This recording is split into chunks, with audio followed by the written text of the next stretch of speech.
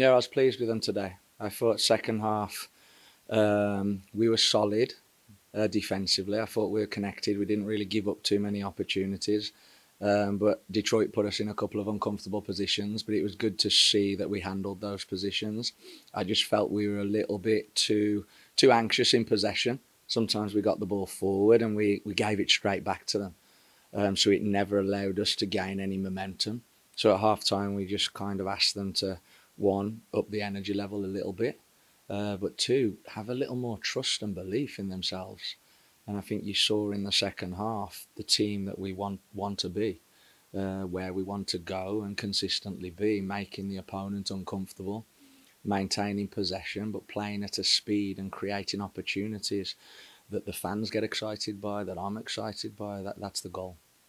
Detroit is one of the five most direct teams in the league, just very vertical. How did you guys prepare for that coming into this? Yeah, I think it's about analysing their opponent. I think they're very direct for a reason, because the movement of the front three. The movement of the front three allows them to be direct because they're constantly interchanging. Two are going deep, one's going in behind, two are in behind, one's showing to feet. So that allows them to be vertical, and the players they have up there, like Smith scored 7 goals, I believe, for a reason. He's a good player at this level, and Danny's doing a fantastic job with that group.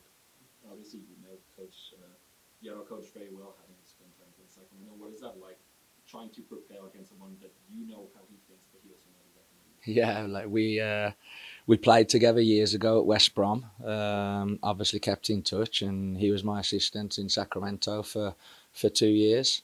Very good, very good coach, very good person.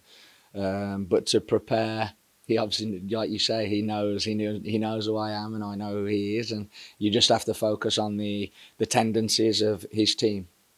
So it's not so much Danny; it's what does his team do, and then how can I prepare my team to exploit some of the weaknesses that you see. Edwin Lasso makes his debut very short time of coming into the club. Obviously, he was someone who was sitting a little bit deeper, just kind of a sitting player who was moving side to side, connecting the ball. What did you see out of him? A, out at Tulsa that made you want to bring him in, and B, what he did today. How do you think of his performance? Uh, I'll start with his performance today. I thought he was excellent. He arrived on a late Wednesday night. Had 3 sessions with us, I believe, but they weren't really sessions because the team had played Wednesday night, so it's more recovery. I thought he was brilliant today. I thought he added a physical presence. I thought he won aerial duels, and then in the second half, you started to see some of his quality on the ball as well. For me, Edwin's a top midfield player in this league, and he has a profile that I felt the team needed, and I think you saw that today. The reason he's here because he played against me last year twice for Sacramento, and he dominated the game. He ran the whole game. So fortunate to have him, and I think he'll make players around him better. Kind of speaking of the profile of Edwin, if you were to be a fan who just looks at the stat page and you see a 6 foot midfielder, you would also say we have a guy named Tinereku who also is a 6 foot midfielder. What's kind of the difference between their games? Um, Two very similar profiles. I think Timmy's a young player who's learning the game. Edwin's played at the highest level. It's two very different things. Um, he's played consistently at the highest level. Timmy's still got to get there. Now Timmy needs opportunity to develop and play and get those minutes, so maybe he can play at the highest level. But Edwin showed that he can do it at the top level, and consistently at this level. You picked up a yellow card yourself in the second half after a series of calls going against the team. The one that led to it was not particularly controversial, was the throw in. Was that maybe a little bit tactical on your part to fire the guys up a bit more? A little bit, yeah. I think as a coach, I'm a big believer in the energy that I bring transmits to the players. Now you've got to, the way I coach, you walk a fine line. You walk a fine line because you don't want to go too far one way and the players lose confidence. But if you can walk that line and stay on the trapeze, so to speak, give them confidence, give them moments of well done, but also teaching moments. I think that's the way. I think the energy is so important for the group. With those refereeing decisions, how do you like keep your team like fighting back, like not well, go into frustration when it just feels like maybe luck is not on your side? Yeah, I think look, the referees have a really difficult job. I'm not saying that, and we're gonna have moments where I guess some go for you, some go against you. So over the course of the season, you'd like to think that it evens itself out. But I gotta be careful what I say. But for me, today there was two decisions that were game-changing moments that were very wrong. I have to stand in front of you guys and answer these questions. I'd love one day for referees to be able to stand in front of you guys and answer the same questions. Last Wednesday, and you had mentioned pace, one thing, or just kind of speed of game. Van Welkebeda earlier mentioned kind of speed of game, and you mentioned things being slow. Is it exactly a pace, like how fast they're moving, or is it a processing speed? Like what is specifically slow? So when I talk about that, it's not necessarily someone's speed. I talk about the speed of which the ball moves. And in order for the ball to have good speed and the ball move crisply, you need to be quick up here. You need to be tuned in. You need to be focused. I felt on Wednesday night we wasn't tuned in. We didn't warm up properly. There wasn't a good standard of warm up, which resulted in a poor start to the game, which resulted in us never really getting going. Today the warm up was very good. The focus was there, and you saw a performance that built on what we did in Tampa. And that's what I talk about when I say speed. It's more the speed of the ball. You talked about the obviously the cards and all that, but just the overall physical nature of that match between the two teams. Fanny literally came in here and his badge was ripped off from something that happened in the game. I guess what did you see from your vantage point? It's what we have to do. It's part of the game. It's look, you're out there. It's the Gladiators arena. When you go out there and you're in the White Lions, that's the arena, and you have to compete. And I said to them before the game, there's 3 C's that I want to see. I want to see us communicate. I want to see us be compact, but I want to see us compete. And I thought today the guys did that.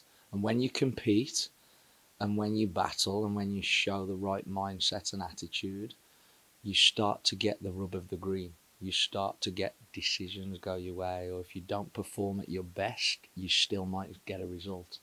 And so, this is part of a process with a group and part of a development stage. We want results straight away, don't get me wrong. We want to win, but there's also a lot of work for us to do. One pre-game stat for this team so far this season, out of the 11 games, so even before you arrived, Yeah. the Legion have played in 10 of them. They have gone behind. What do you think? What do you put that down to? Like, how do you fix that? I think it's the mindset. It's what I spoke about Wednesday night. When you're a professional athlete, you can't just turn it on and off. Players are too good. There's too much talent. And at the moment, we still have moments on and off. We have to get to a point where we're consistently on between our ears. Yeah? Consistently on. And that's part of a process. That's part of standards. That's part of being held accountable. That's part of where we want to take the club. I was going to ask you, you were talking about the speed of the ball movement, and it seems to me in the midfield and then certainly in the back third and laterally, you have no problem getting the ball moving. But Yeah. the final third, it just doesn't seem to be there. Is that something you've noticed? I thought in the second half we probably created 3 or 4 good opportunities. Ronaldo 1v1, the penalty on Enzo, the actual penalty, Sebastian. Well, call it what you like. But I thought Kobe came in and impacted that part of it, switching the ball to Preston creating things from the opposite side. Yeah. So I thought, like, in the second half, we got Tyler 1v1. We got into better areas, but yeah, I agree with you. We have to be better, and that's what I mean. In the second half, we pinned them in because our quality was better. In the first half, we got there and gave it away. So you never get a rhythm, and you end up making 30-yard, 40-yard transition runs defensively. Then when you win it again, you're you're tired, you know. And in the second half, what you saw was our structure in the attacking half was very good. So we were able to move the ball because there's lots of options. But when we lost the ball, we're in positions to counter press and win it back, which resulted in us staying high. Ronaldo was pressing real hard. Yeah. And I think you need that. Gone are the days now where the centre forward can stand and watch and give him the ball and hopefully I'll score. You got to work defensively. I was going to ask about Ronaldo. Obviously, he didn't get his goal today, but especially the pressing in the first half completely shut down Detroit in their attempt to build in from the back. What is the next step of taking advantage of that, of knowing that they have to go long because your press is so good? Yeah, Ronaldo just has to keep going. I think there's a lot of little details that are being introduced to the guys that are new to them. So I've got to make sure that I'm patient with them and continue to hammer home the things that I want them to understand. But for me, Ronaldo, he's one of the top players in the league. He scored a few goals before I got here. And now we've got to get him, back on track scoring goals again. But he's going to consistently get opportunities to score if he shows the right mindset. I got one more, and that is Thiago. Yeah. Thiago Suarez, late addition into the 11. He has played predominantly as a right back here. What did you see out of him in training this week? Because Fanwell was raving about his performance in training this He's week. been excellent in training. I developed Thiago. He came through the academy. I gave him his professional debut. He's not a right back. It's plain and simple. Yeah. He's a central defender. And I think you saw that he's a central defender today in his performance. But he's been excellent in training. He's been knocking on the door, and sometimes you might get opportunities through injury. You might get opportunities through a coach's decision. Tonight, Thiago got an opportunity to play. And I always say, when you get that opportunity, keep the shirt. Thiago's kept the shirt. When follow-up question on that, you mentioned kind of knocking on the door. When the position that he's knocking at is now 17-year-old Ronnie Ramirez, two young guys vying for the position. How exciting is that for you as a coach, seeing two young guys earn the position? It's great. It's amazing. Look, Raz is an exceptional talent. Thiago is an exceptional talent.